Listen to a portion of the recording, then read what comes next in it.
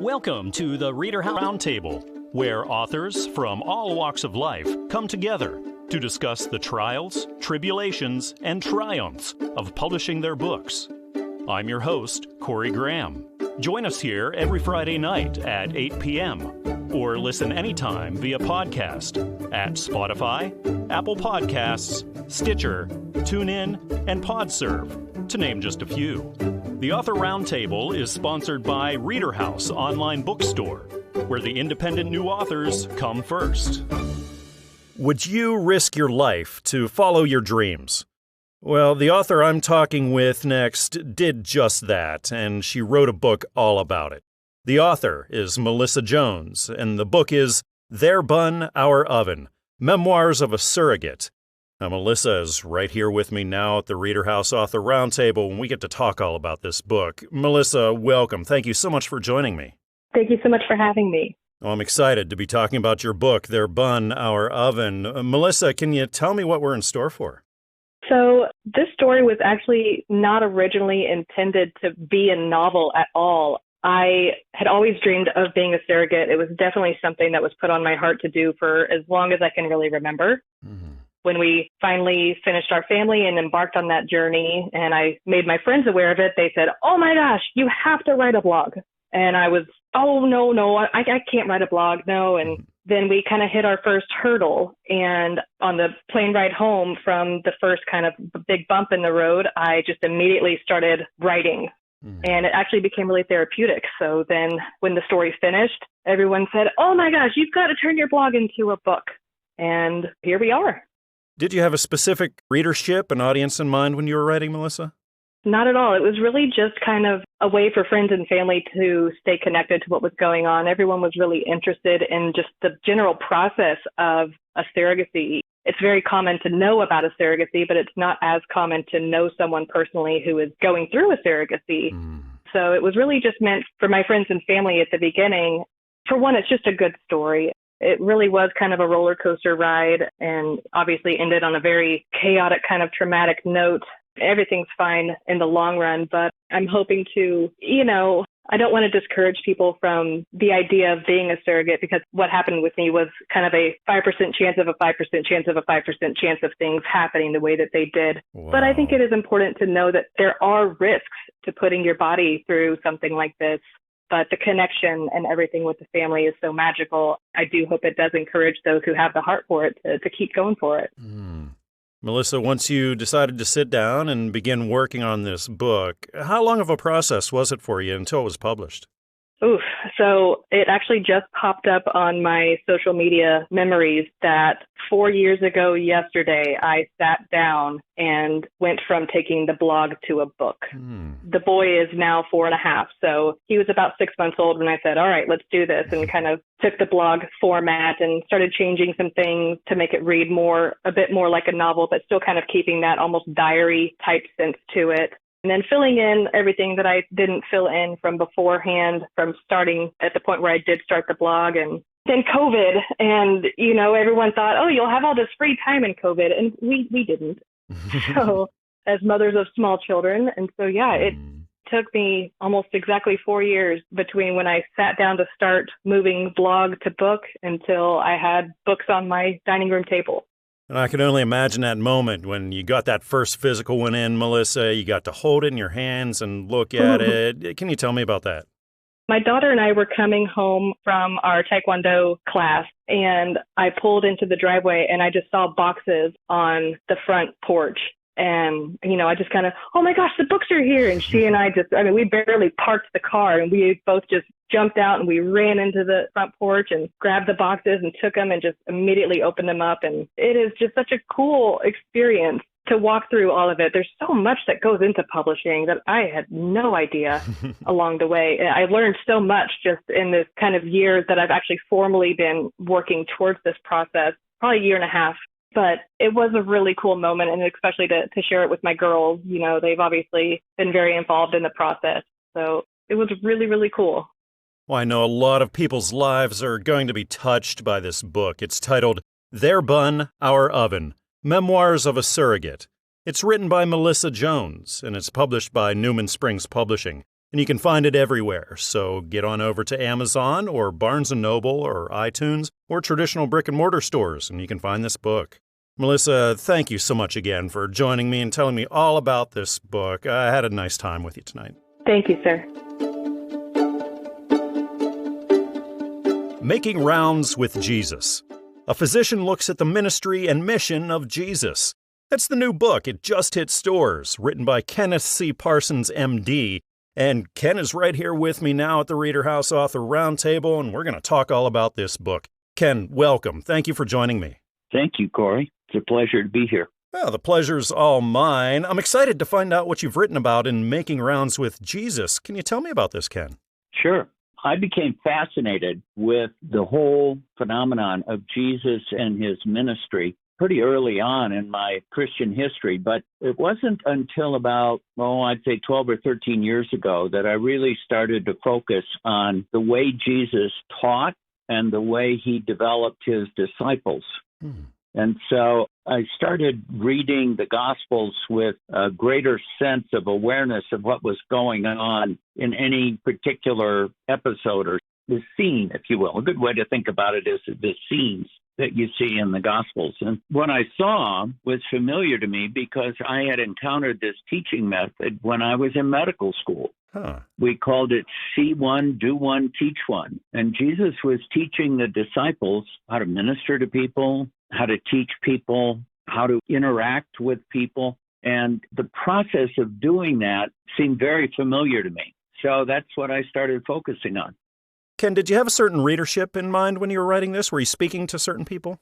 Well, I think it's relevant to anybody who enjoys reading scripture, but it's particularly relevant to people in healthcare because we've had this training experience of making rounds with more skilled physicians, or it would also apply to nurses or dentists or other healthcare professionals. This is how we learn. We learn by watching and paying attention. Ken, when it comes to your writing background, what does that look like? Have you done anything like this before? I have not written anything along this line. I have written for medical literature in a few settings in the past. It's very different, as you might imagine, from this sort of writing.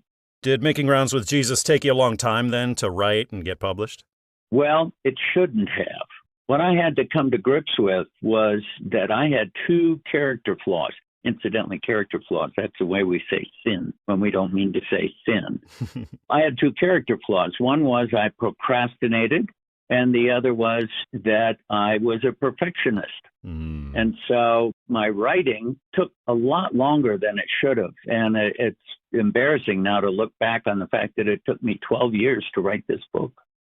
Ken, a lot of people listening to us right now are authors just starting out in this all. Is there anything that you've picked up along the way that you could pass on as some advice? Well, avoiding procrastination and perfectionism would be at the top of my list.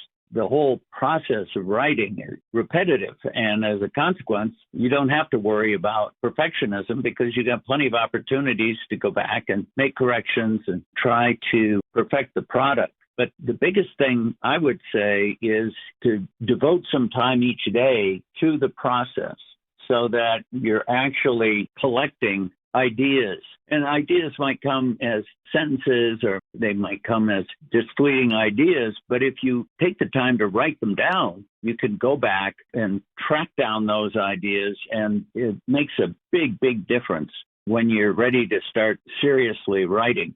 Second thing that I would recommend is to minimize distractions. Give you a little bit of background. I work from home. I'm still involved in consulting work in medicine. And so I work from home. And when I'm at home, I'm on my email, my work email, and all that sort of thing. And then I was trying to write at the same time.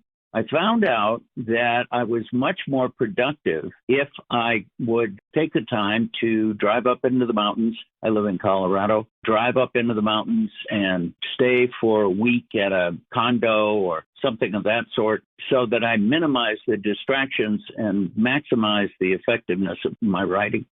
Oh, I love the message of this book. Never give up. Be an overcomer because life is going to throw a lot at you. It's titled Making Rounds with Jesus. A physician looks at the ministry and mission of Jesus. It's written by Kenneth C. Parsons, MD, and is published by Christian Faith Publishing. You can get it everywhere, so go on over to Amazon or Barnes & Noble or iTunes, or take a walk down the street to your local bookshop and you'll find this book. Ken, it's been great having you on the show. Thanks so much again for joining me. Thank you, Corey. It's been a pleasure. There's an audiobook here. It presents the necessary tools to identify and persevere through the modern struggles of life. It's titled Bumps and Bruises, A Surgeon's Reflections on Life. This is written by Stephen R. Hoer, MD, and I get to talk all about this. Stephen is right here with me now. Stephen, welcome to the show. Thanks for joining me. Thank you so much. Stephen, when people listen to this audiobook, Bumps and Bruises, what can they expect?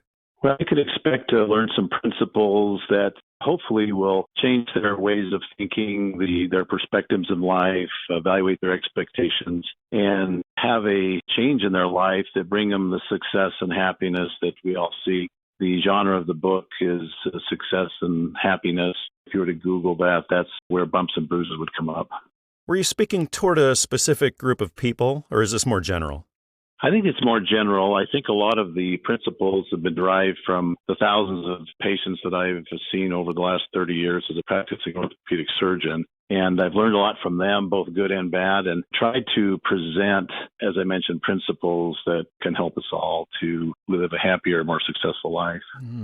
Stephen, was this something that took you a long time to produce? The writing, the publishing, the audiobook, everything. Did that take you a long time? Oh, absolutely. Yeah, I've been working on it for probably about 20 years. Oh, wow. Because I've been a busy trauma surgeon, orthopedic surgeon. It was just kind of little scraps of time that I've been doing things. I also have employed a lot of folks to research references. I think it's really important to document and give credit to a lot of the individuals from which I've derived the principles. Like I said, it's been probably about 20 years I've been working on this. And then the publication process, they've been pursuing me for quite some time to get it done, and it took about a year to finally decide to do it, and then probably another year to get it published. But it's finally done, and then I've been, as you mentioned, just got the audiobook finished just a couple months ago. What was that like hearing your book as opposed to reading it?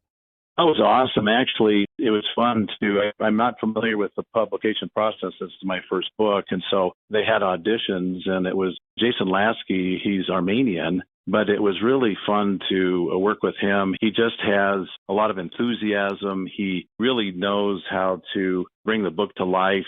If there's something that's supposed to be slightly funny, he'll put a little chuckle in it, and he's really great to listen to. It's just awesome. I'm very grateful I got some advice, not for me to dictate my own book. So this is a book that was a long time in the making. Do you think you'll be writing again, maybe publishing again in the future, Stephen? Yeah, I'm 30 years into my career, and I anticipate retiring one of these days, and I do have some ideas for an upcoming book, and so I tend to pursue that. I think one of the principles that I talk about is that as your career is successful, you want to at some point move from being successful to be significant, where, I'm not going to derive the accolades and the warm fuzzies from being a surgeon, and it would be great to just pass on some wisdom to the rising generation and also those that are seeking for changes in their life. And so, yeah, I'd like to continue that. I'd like to have some significance and meaning even after I retire. Well, Stephen, would you have advice now for the aspiring authors who are listening, those people who are in the same place that you were before you got your first one out? Yeah, it's just make a commitment to do it. There's lots of doubts. There are a lot of doubts that'll creep in that, especially as a first-time author, that this isn't my career, this isn't what my talent is. But if you have a passion to share something, if you have, and every individual is so unique, and we can learn from each other. I think the biggest thing is just to make a commitment to do it, maybe have a time frame. I never really had a time frame, and that's why it took 20 years. But if somebody really is aspiring to be an author, I think it really takes a game plan. It takes a passion for it. And then also just overcoming kind of the negative thoughts in your head where you think, well, this will never happen or never work. And after having that materialize for me and come to fruition, then I realized, hey, if I can, non-author can do it, then anybody can do it. So. Now, Stephen, when you look back over the whole process, what did you find the most challenging part of it for you? Most challenging part, I think, was just being committed to a plan to complete the book. Well, there is so much wisdom in this book. I encourage my listeners to go check it out. It's titled Bumps and Bruises, A Surgeon's Reflections on Life. This is written by Stephen R. Hoer, MD, and it was published by the Audiobook Network. So head over to Audible, head over to the Apple iTunes Store or Amazon, and you can pick this up. Stephen, again, thank you for joining me and telling me about your work. I had a great time talking with you. Thank you so much, Corey. Appreciate it. It's been great talking to you. This book is about what the author says is one of the darkest chapters in Colorado's history. The title of the book is Amachi, the story of Japanese internment in Colorado during World War II. This is written by Robert Harvey, and we get to talk all about this book because Robert is joining me here at the ReaderHouse Author Roundtable. Robert, welcome. Thank you for being here tonight. Thank you, Corey. It's my pleasure. This sounds like a really interesting story, Robert. Can you tell me about Amachi? Yeah, you bet. It's a Japanese internment camp during World War II in Colorado, and it was designed by the government to house Japanese for the sake of keeping them off the West Coast. It was all about protection, what the government claimed to be protection. But in reality, it was more than that. There were some elements there that had a aroma of perhaps trying to look financially at various people, trying to hurt various people of Asian descent on the West Coast primarily. Wow. Robert, what was the spark that was lit that made you sit down and start writing this? What inspired you? Well, this is actually a second edition. The first edition was written in 2004. And back then I was interviewing some people for a project, and the people I was interviewing were the people who were there, as usually they were Japanese Americans. They were the children of the Japanese, and they were interned as well. Even though they were born an American and they were American, they were still interned. And so I was interviewing them about their story, and it was just for a small project, really. But the more I got into it, the more I realized that even the children of these people, who by this point, they were in their 80s and they were dying off, the children didn't even know, because the Japanese Americans who had gone through that process were so hushed about it that they really just didn't even want to talk about it. Wow. And so when I went into interview, they began to open up. And I remember my first interview, George Hirano, I walked out, and before I walked out, his wife thanked me for it. And the son of him called me a few days later and said, "Hey, can I have a copy of that? Because he doesn't really talk about it a lot." Wow. That's what sparked me to want to write more about it. And the more I wrote about it, the more interest there were, and the more interviews I did, and something kind of steamrolled out. Were you writing for a specific audience, Robert? Were you speaking to a specific readership, do you think? Yeah, definitely. I was writing for any readers who love historic work that's in the West, so Colorado, Utah. But more importantly, I was writing for the Japanese and the Japanese Americans themselves, because, like I said, a lot of people just didn't want to talk about it, or there were so many facts that they didn't know the backstory of it. Like, why were they put there in the first place? Why did the government do this? And so I tried to do all the research, not only from the interviews that I did, but also I dug into past research that had been done. And I think I nailed it as far as the reasons why internment happened to begin with. I believe that my audience was for anyone, but especially when I was writing, I was focused on those Japanese Americans. What does your writing background look like, Robert? Would you call yourself a seasoned author? Oh, no, definitely not. Definitely not. I'm a teacher by trade. I love history. I've enjoyed history. And I was actually working on this project just for fun. I do write a lot, but I write just for myself. I don't write for publication purposes. But this particular one was of interest to a local publisher in Boulder, who contacted me about it. I didn't even seek it out, actually. He just contacted me, and it did very well. The first edition sold out 2,000 copies within 9 months. Oh, wow. And then I let it sit on the shelf for years, decades really. And then the interest for even the used books just kept going and going and going. I was getting calls from professors, getting calls from people wanting the book, and I just didn't have it in me to do a second edition until this last year. Well, what an important book this is. I encourage everybody out there to seek this out for sure. It's called Amachi, the story of Japanese internment in Colorado during World War II. It's written by Robert Harvey. It's published by Hawes and Jenkins Publishing. And you can get it everywhere, of course, Amazon or Barnes & Noble or iTunes or even traditional brick-and-mortar stores. Well, Robert, thank you again for joining me and telling me all about this story, about your work. I had a nice time talking tonight. Thank you, Corey. I really appreciate it. This is a riveting and page-turning story of survival and of experience. It's titled The Family Flame, and it's written by Deanna Harper. And I'm really happy Deanna is sitting right here with me now, and we get to chat all about this book. Deanna, welcome to the ReaderHouse Author Roundtable. I really appreciate you being here with me. Thank you for having me. I'm grateful to be here. Well, I'm grateful that you're here, and I'm grateful to be learning all about The Family Flame. So, Deanna, can you tell me what readers will expect here? Well, the book is about me and the journey that I went through with a schizoaffective disorder and simultaneously combating the foster care system in which my daughter was in and trying to just get her back.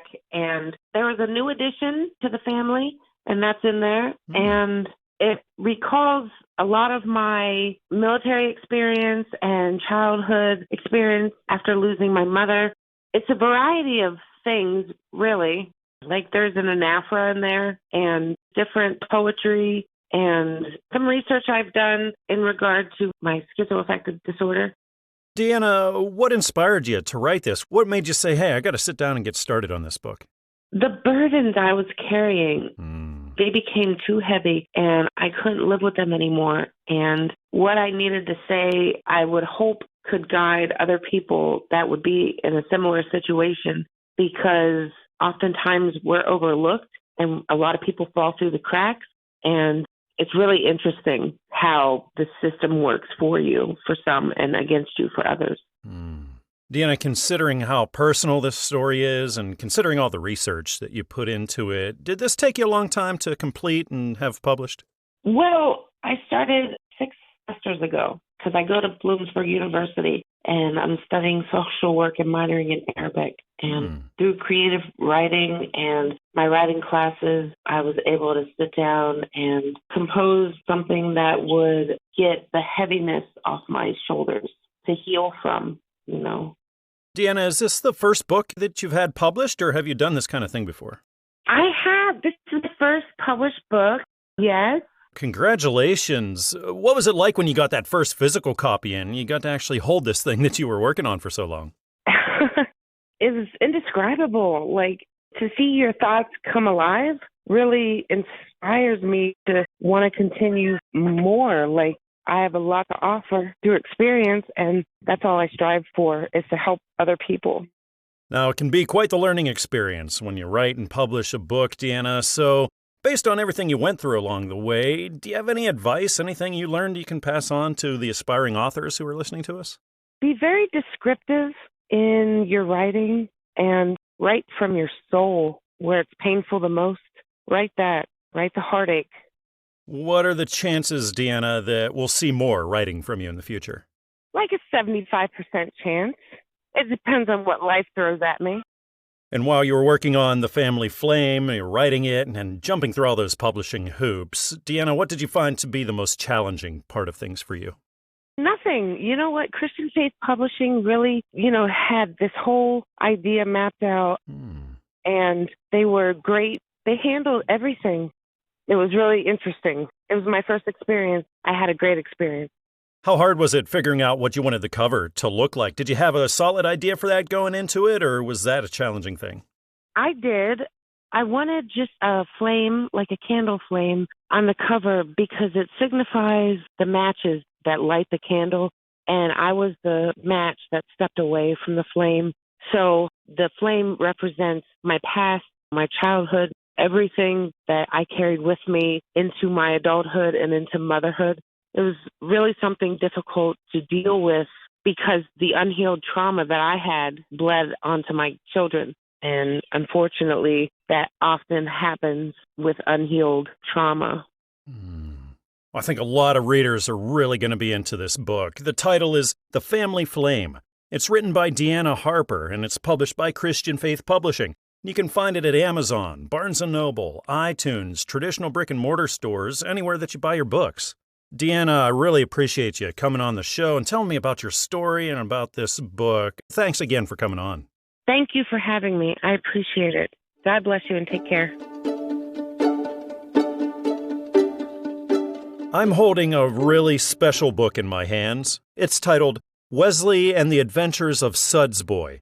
This is written by Gregory Dixon, and we get to talk all about this book. Gregory is right here with me now at the ReaderHouse Author Roundtable. Gregory, welcome. Thank you so much for joining me. Thank you for having me. It's my pleasure. Gregory, can you tell us all what we can expect when we open up Wesley and the Adventures of Suds Boy? Probably not your average book. This book is about special needs children. I have a special needs child, Wesley. This is what inspired this book, and it's got a lot of adventure. It's got a lot of action, and it's basically a superhero book. And what sorts of readers do you think would be really into this story? Young adults. In fact, I've had actual adults, grown-up people that actually thought the book was really nice. It's got a lot of action in it, so it should appeal to almost everybody that likes superhero books. Gregory, what lit the spark? What inspired you to say, hey, I got to sit down and get started writing this book? Good question. I was sitting there one day, I'm thinking to myself, first of all, I love my child more than anything. I was thinking, how can I get his name out there? It was inspired by God. He kind of got me going on it, and I'm glad he did. How long of a process was this for you once you sat down and clear up until it finally got published? Well, the hard part is designing everything, and another thing about the book is the fact that it's a rhyme book, and it's hard to do rhyming when you're trying to keep up with the plot of the storyline. so that was the most difficult thing. But I had an advantage. Throughout my life, I've been in bands. I've written lots and lots of songs, so I was good at rhyming. And then you had the element of the illustrations. What kind of a process was that like? That was hard.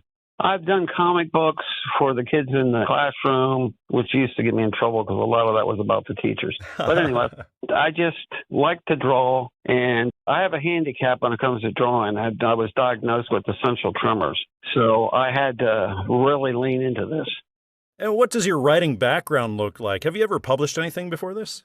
I've done short stories. One got published in a book. This is my first endeavor in the children's books, actually, and it's my first publication. And when that first physical one came in, Gregory, and you got to hold it in your hands and look at this thing for the first time, what kind of moment was that like for you?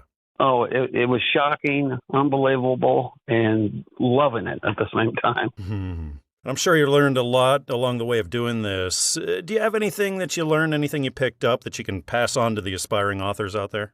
Yeah, just be prepared to wait. It's a long waiting process. The whole process itself to get this from conception, out the door took over 8 months.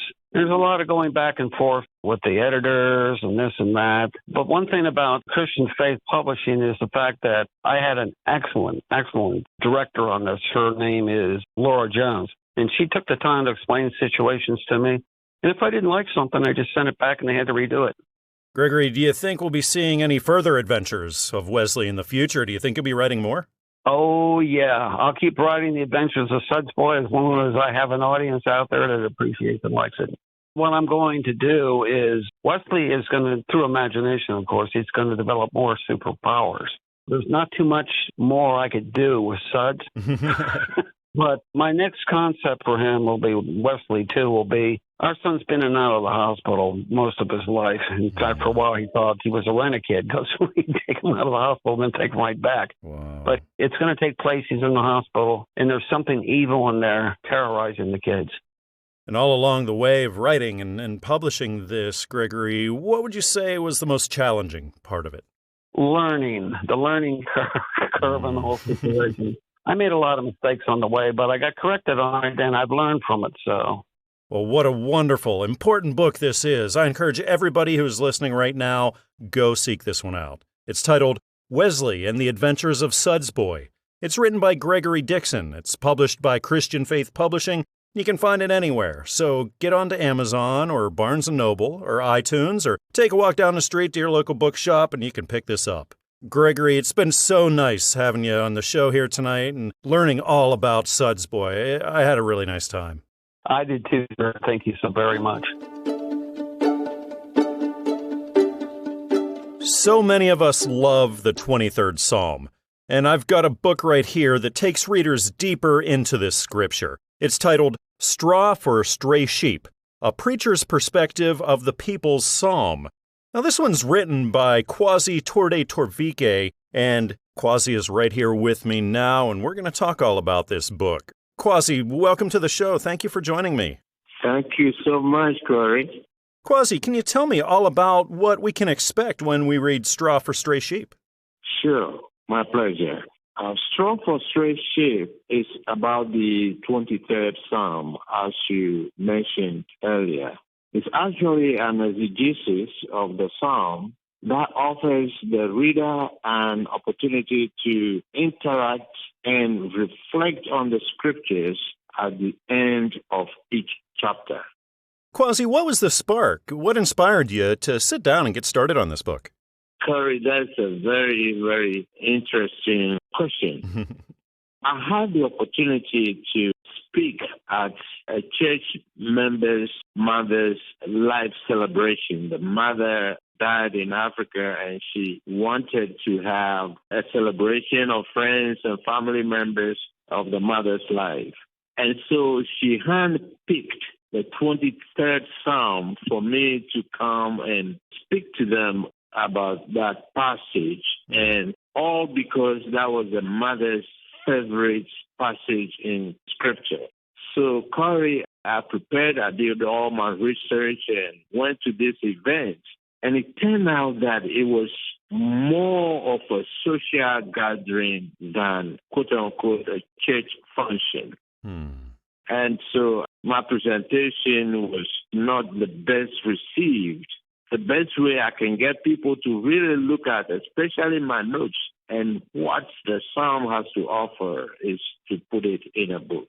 So that was the genesis of it all. And how long of a process was it for you? Once you started, you wrote it, and then got it published, had to go through all those hoops? Really, I started dreaming about this in 2010. In October 2010.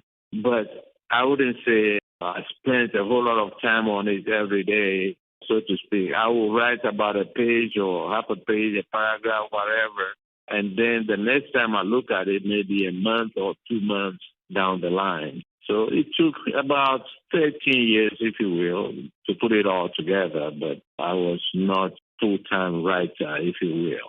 Is this the first time you've been published, Kwasi, or have you done things like this before? No, this is my first published book. I've written lesson plans for churches in the mission field, Africa, where I serve. They put in booklet form, but this is really my first published work. So when that first copy finally came in the mail and you got to actually hold your book for that first time, Kwasi, what was that like for you?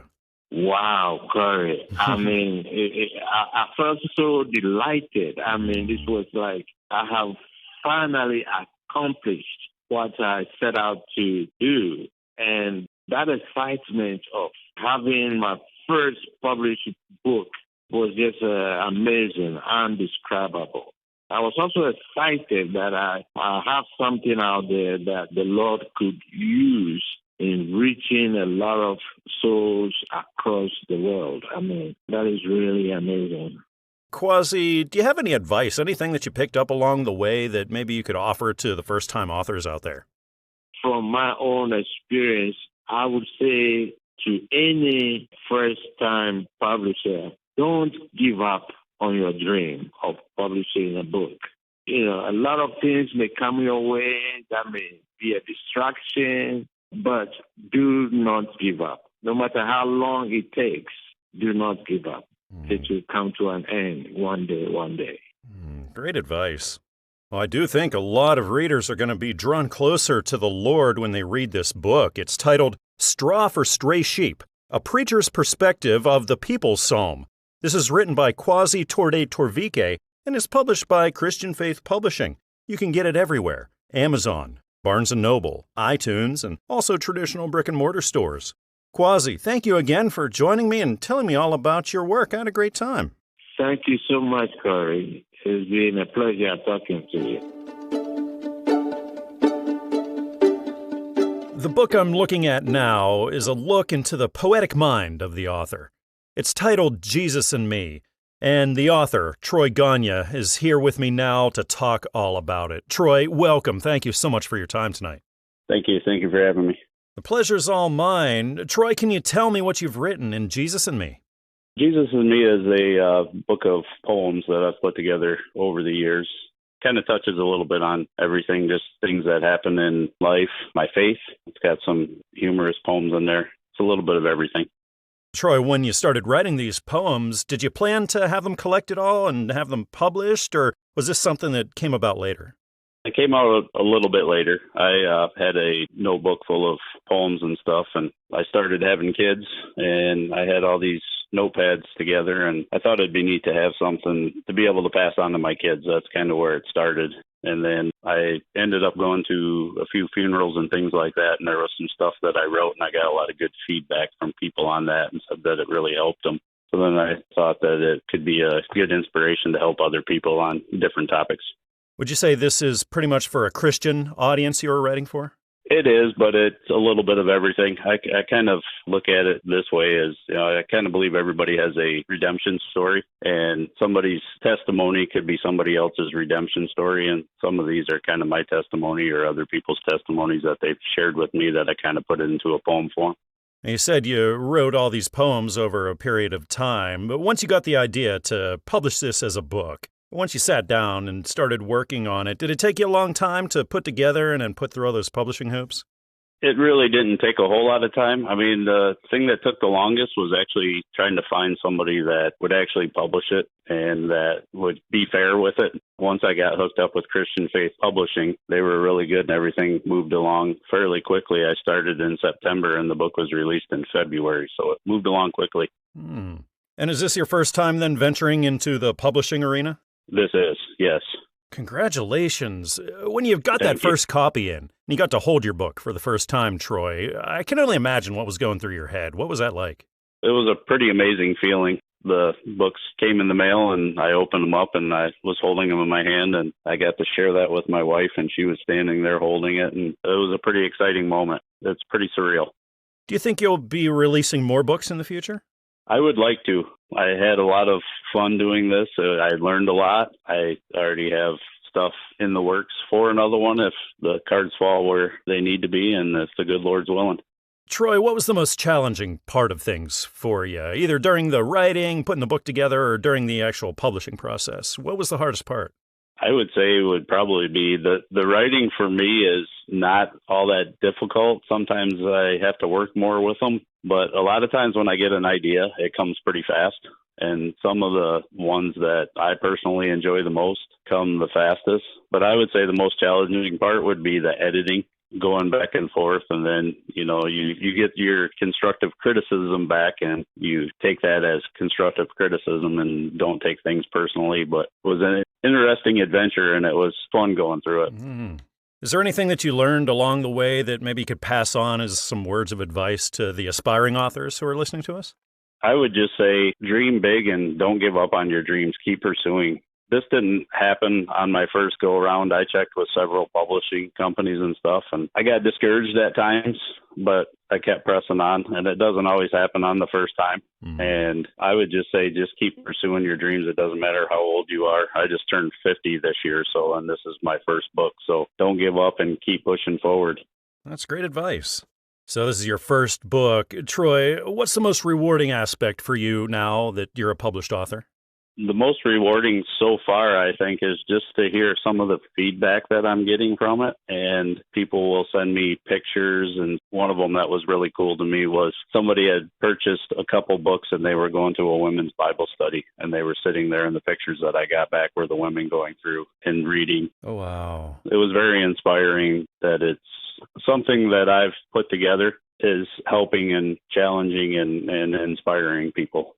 I think so many people are going to find inspiration in this poetry. The book is titled Jesus and Me. It's written by Torde Gagne. It's published by Christian Faith Publishing. And you can get it everywhere. So Amazon or Barnes & Noble or iTunes or traditional brick-and-mortar stores, you can go to any of these places and find Jesus and Me. Troy, thanks again for coming on the show and telling me about your work. I had a nice time talking with you. Thank you. Thank you for having me. I enjoyed it. Sitting down beside me here at the ReaderHouse Author Roundtable is author Charles Richmond. Charles, welcome. Thank you for joining me tonight. Thank you. Glad to be here. I appreciate your time. You have a new book out in stores right now. It's called My Dad Has Parkinson's. Charles, can you tell me about this? Yes, it was actually written by accident because I was diagnosed with Parkinson's about 2-3 years ago. And I was just writing down some of the things that had happened to me, and I wanted to let children know what Parkinson's was. So I just kind of wrote 2 pages down, and I saw a little clip for covenantbooks.com. So I sent it to them, and they offered to print it. They said this is written for children. Did you have a certain age of children that would get the most out of it? Well, probably the way it's written is probably between maybe 8 and 12, 13. And Charles, once you sat down to start writing this, how long of a process was it for you before it got published, got out there for people? Well, I wrote it in one night, and once Covenant said that they would print it, it took about 8 months for them to do the editing and the pictures and illustrations. When it comes to writing and publishing, have you ever done anything like it before? Never. This was a first for me. Wow, that's such a huge deal, Charles. What was it like when you got that one in the mail, your first copy, and you got to hold it, and your name's on the cover and everything? It had to be quite a moment for you. Yes, I was thrilled. I made sure that I sent copies to my family. I was really thrilled. What are the chances that you might be doing this again in the future, writing more, publishing more? Right now, I don't know, because with Parkinson's, my mind doesn't work the way it should sometimes. So when somebody asks me certain things at certain dates, it's hard to write them down, but I'd like to do it again. And I'm sure you learned an awful lot publishing your first book, Charles. Do you have any advice that you could offer to people who are about to take this same journey? The main thing, I think, is they need to be patient. Be patient with themselves and be patient with the publishing company, because it does take a great deal of time to do each step. Now, when it came to those steps in publishing, Charles, what did you find to be the most challenging one along your way? I think the waiting. That was really hard for me because I didn't think it would ever come out. And you mentioned the illustrations. It's such an important part of a children's book. Was that a smooth process for you? With Covenant, it really was. They would do the previews, and they would send them to me, and if I liked them, I just let them know, and they would clear them up and send them out. They did a really great job with mine. It's hard to do something like this completely all by yourself, Charles. Did you have people around you in your life that knew you were doing this and they could kind of be there to back you up? No. Nobody knew I did it. As a matter of fact, once I found out that it was published, I didn't let anybody know that I'd written a book until it was time for it to come out, because I wanted everybody to be surprised.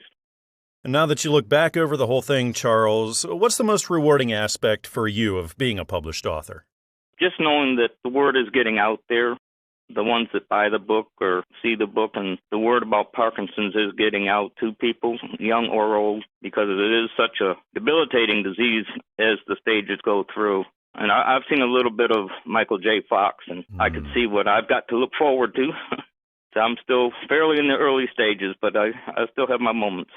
A lot of times when you're driven to write, you also enjoy reading. So, Charles, what kind of a reader would you say you are? I'm an avid reader. This is kind of embarrassing, but a lot of my reading is done in the bathroom.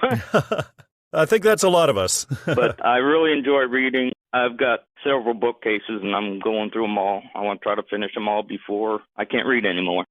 Now, Charles, we're talking about your next book. If you were to write and publish another book, is there anything specifically you think you would do differently?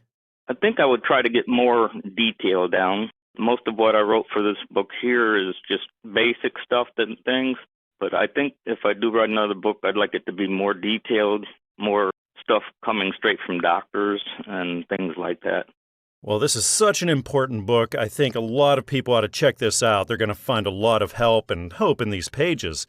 This book is titled, My Dad Has Parkinson's. This is written by Charles Richmond, and it's published by Covenant Books. And of course, you can grab it everywhere, so get on Amazon or Barnes & Noble or iTunes, or take a walk down the street to your local bookshop, and you can get this book there.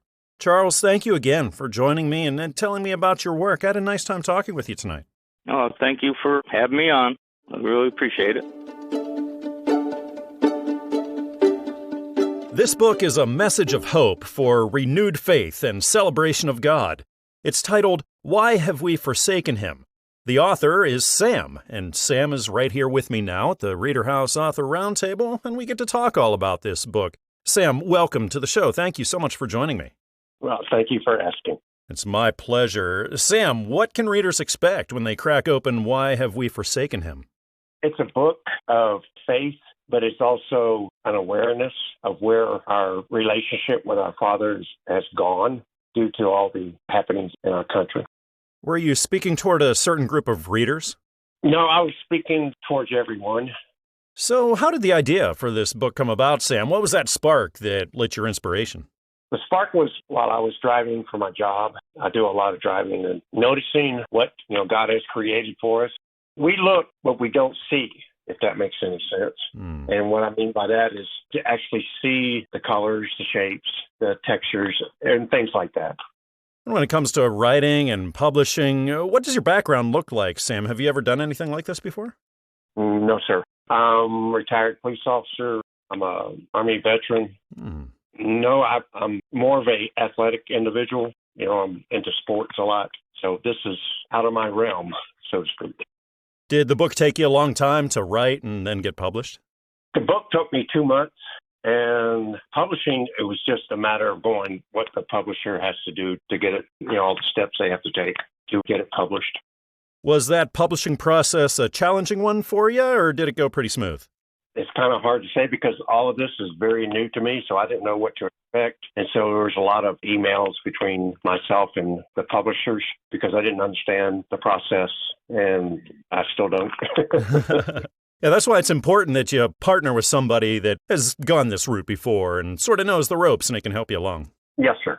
Then, Sam, that day comes. You open the mailbox and you get your first copy of that book in. And you get to actually hold this thing. It's a physical thing that you've been working on for the longest time. What was that day like for you? That was very humbling. It was never thought in my wildest dreams that I would be doing this. It was also very emotional for me because of my relationship with my dad. He was an associate pastor at the church when I was growing up, and he'd always told me that God had something for me to do, and he didn't know what it was, but he would reveal it to me, and he has. Sam, a lot of our listeners right now are authors who are just starting out. So do you have any advice, anything that you've learned along the way that you could offer them? Never stop trying. Never stop trying. You got to follow your dream. What are the chances you might be writing more, publishing more books in the future? I have volume 2 of this book. It's in final review for dissemination with the publisher. Then I've written 5 additional books. Oh, wow. Sam, do you ever have trouble coming up with words, like you get writer's block, or maybe you just don't have the ideas? And then how do you get the inspiration going again? I've always woke up at 4 o'clock in the morning. I don't need an alarm. I just wake up. Oh, wow. And then I discovered, because it's like 3.5 hours before I have to get to work. So I, make a cup of coffee and I sit at my computer and I play a card game to wake up my brain, if that makes any sense. And once I awaken my brain, it's just the feeling that comes over me and says, well, let's go. And so I'll open up Word and I'll just sit there, and then the thought just comes, and I can't explain it. It's awe-inspiring to me because I don't write like this. I'm a sports guy. I don't write like this. Now, Sam, it's hard to do this kind of thing alone. So did you have people in your life who knew that you were writing this book and knew that you were working hard to put it out there, and they could just kind of be there to motivate you and maybe encourage you along the way? My 2 sons, Joshua and Isaac, they've always been an inspiration to me. And what's really cool about all of this is that they always thank me for how they were brought up. That's very humbling for a dad. Well, I know a lot of people are going to find hope in the pages of this book. It's titled, Why Have We Forsaken Him? It's written by Sam. It's published by Christian Faith Publishing, and you can find it everywhere. So Amazon or Barnes & Noble or iTunes or traditional brick-and-mortar stores, they'll all have this book there. Well, Sam, thanks again for coming on the show, telling me about your work. I had a nice time chatting with you. Well, thank you, sir. We hope you enjoyed this edition of the ReaderHouse Author Roundtable, where authors from all walks of life come together to discuss the trials, tribulations, and triumphs of publishing their books. We hope to see you back here every Friday night at 8 p.m. or listen anytime via podcast at Spotify, Apple Podcasts, Stitcher, TuneIn, and PodServe, to name just a few. The Author Roundtable is sponsored by ReaderHouse Online Bookstore, where independent new authors come first.